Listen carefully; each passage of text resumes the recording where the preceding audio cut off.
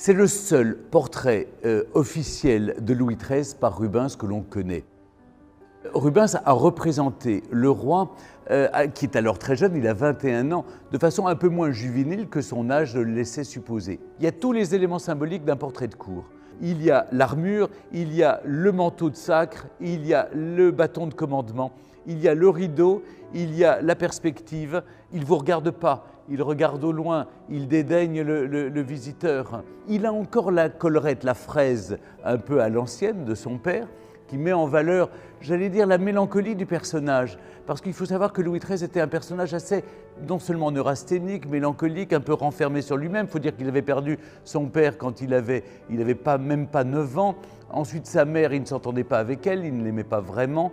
Et quand il monte sur le trône à partir de 1617, il envoie sa mère en exil, il fait assassiner Concile.